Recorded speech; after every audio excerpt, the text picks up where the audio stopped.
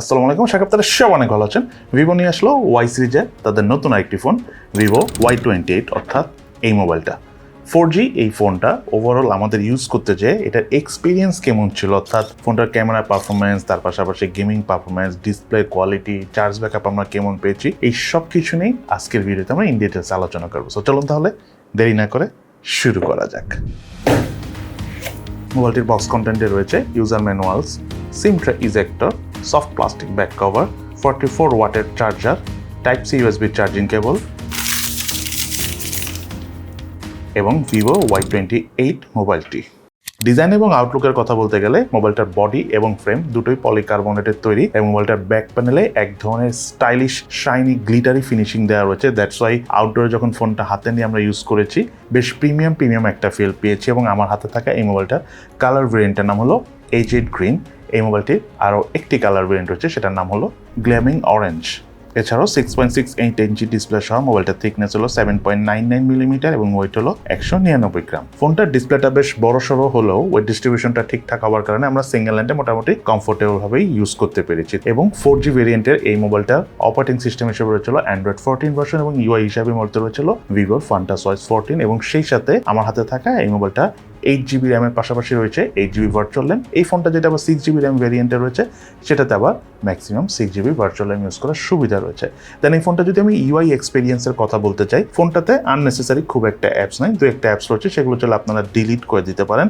But ফোনটা use করতে যেয়ে UI থেকে কোনো ধরনের কোনো ল্যাগিংয়ের দেখা পাইনি, একদম বাটার স্মুথ পারফরমেন্স পেয়েছি অ্যাজ ইউজুয়াল ভিভোর অন্যান্য ফোনের মতো। সেই সাথে মোবাইলটার বাটন এবং পোর্টসের কথা বলতে গেলে রাইট সাইডে রয়েছিল ভলিউম রকার পাওয়ার বাটন এবং এই পাওয়ার বাটনটি সাইড মাউন্টেড ফিঙ্গারপ্রিন্ট স্ক্যানার হিসেবে কাজ করে এবং ফিঙ্গারপ্রিন্ট স্ক্যানারটি টাচ করার সাথে সাথেই আনলক করে ফেলে। দেন মোবাইলটার লেফট সাইডে রয়েছিল সিম কার্ড ট্রে, যাতে দুটো সিম কার্ড ইউজ করার পাশাপাশি রয়েছে এক্সটার্নাল মেমোরি কার্ড ইউজ করার সুবিধা। মোবাইলটার উপর অংশ কিছু নেই, মোবাইলটার নিচের অংশ রয়েছিল main speaker, primary mic, USB type C charging port এবং হেডফোন জ্যাকের পোর্ট। এই ফোনটার রিয়ার প্যানেলে রয়েছিল ডুয়েল ক্যামেরা সেটআপ, যার মেইন ক্যামেরাটা হলো 1.8 অ্যাপারচারের 50 মেগাপিক্সেলের ক্যামেরা এবং আরেকটা ক্যামেরা হলো 2.4 অ্যাপারচারের 2 মেগাপিক্সেলের ডেপথ সেন্সর ক্যামেরা। এই ফোনটার ক্যামেরা দিয়ে তোলা ছবির পারফরমেন্সের কথা বলতে গেলে ছবির ফোকাসিং আমরা বেশ ভালোভাবে করতে পেরেছি, প্রপার লাইট কন্ডিশনে ওভারঅল বেশ ভালো ছবি উঠে। বাট সামটাইমস যদি আলো একটু কম পাই তখন কিছুটা ছবি ওয়াশড আউট হয়ে যাচ্ছিল।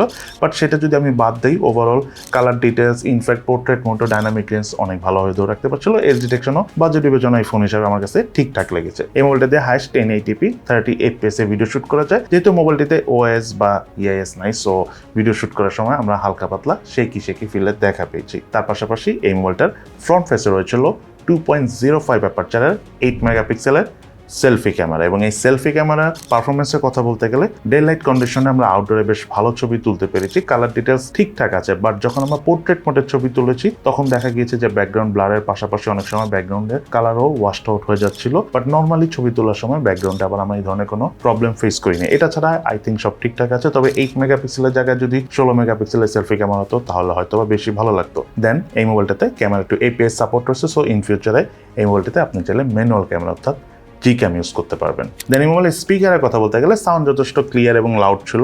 ভলিউম বাটন ফুল হওয়ার পর যদি আপনি দুইবার আপ প্রেস করেন তাহলে 200% থেকে 300% পর্যন্ত সাউন্ড বুস্ট করে এবং বুস্ট করার পরও সাউন্ড কোয়ালিটি আমাদের কাছে ঠিকঠাক লেগেছে, খুব একটা ডিস্টর্শন করে না। তবে 90% পর্যন্ত আমরা একদম সলিড পারফরমেন্স পেয়েছি এই ফোনটার স্পিকারের সাউন্ড থেকে।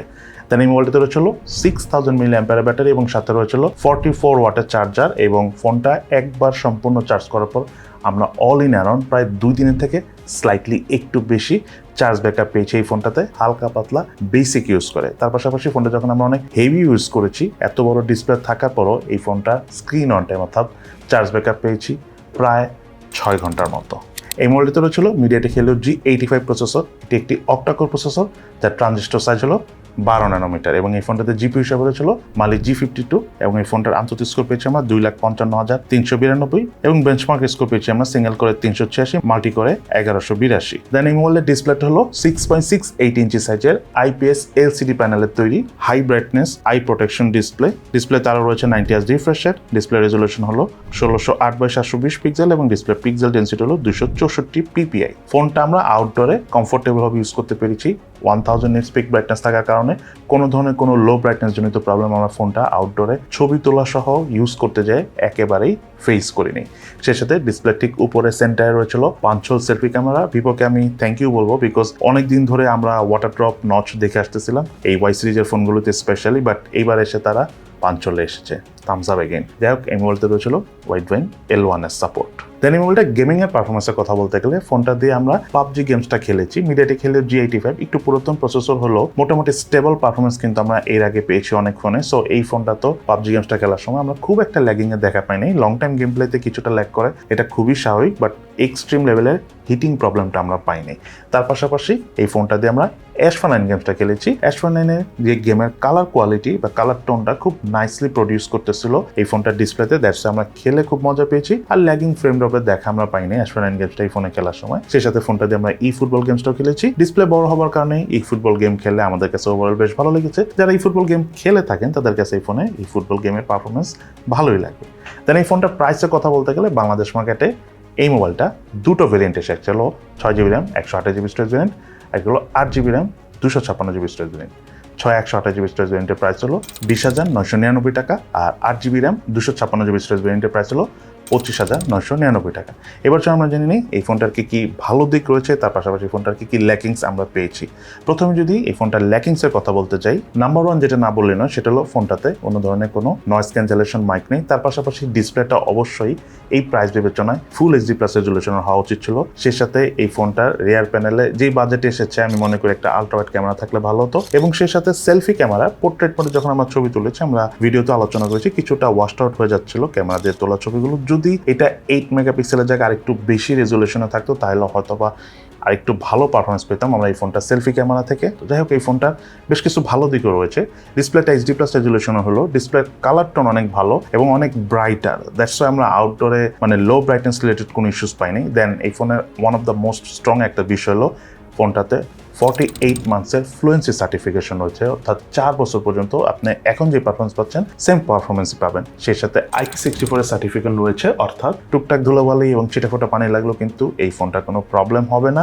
সো এটা অবশ্যই ইন্টারেস্টিং একটা ফিচার। তার পাশাপাশি এই ফোনটাতে কিন্তু 6000 mAh ব্যাটারি, পাশাপাশি 44 ওয়াটের ফাস্ট চার্জার রয়েছে। সো চার্জ ব্যাকআপ যেমন আমরা ভালো পেয়েছি, আর ফাস্ট চার্জার থাকার কারণে মানে 44 ওয়াটের ফাস্ট চার্জার থাকার কারণে কিন্তু খুব দ্রুত আবার ফোনটা চার্জও করা যায়। আর ওভারঅল এই ফোনটার ফটোগ্রাফি পারফরমেন্স রিয়ার প্যানেলে আমার কাছে মোটামুটি ভালোই লেগেছে, আর গেমিং পারফরমেন্স এই প্রসেসর হিসাবে এবং এই ফোন হিসাবে যথেষ্ট ভালো ছিল। এবং সর্বশেষ এই ফোনটার UI একদম বাটার স্মুথ লেভেলের, কোনো ধরনের কোনো ল্যাগিং ফ্রেম ড্রপ এই ফোনটার UI থেকে পাইনি। সো ওভারঅল আপনাদের বাজেট যদি অফিসিয়ালি 18-19 হাজার টাকা বা 20 হাজার টাকা হয়ে থাকে তাহলে চাইলে আপনারা এই ফোনটা নিতে পারেন, বাট ফোনটা কেনার আগে অবশ্যই একটু চিন্তা ভাবনা করে বুঝে শুনে রিসার্চ করে ডিসিশন নিয়ে দেন ফোন কিনেন। এবং এই ফোনটির প্রি বুকিং চলবে হলো 4 জুলাই থেকে 9 জুলাই পর্যন্ত, ফার্স্ট সেল চলবে 10 জুলাই থেকে 16 জুলাই পর্যন্ত। এবং এই সময়ের মধ্যে প্রি বুকিং এবং ফোন কিনে থাকলে গিফট হিসাবে ফোনের সাথে থাকবে Vivo V10 নেক ব্যান্ডটি। সো আজকে তাহলে এই পর্যন্তই। কেমন লাগলো Vivo Y28 অর্থাৎ এই মোবাইলটি, সেটা কিন্তু অবশ্যই ভিডিওর নিচে কমেন্টস করে জানাবেন। সবাই ভালো থাকেন, সুস্থ থাকেন, ইনশাআল্লাহ দেখা হবে ফিউচারে।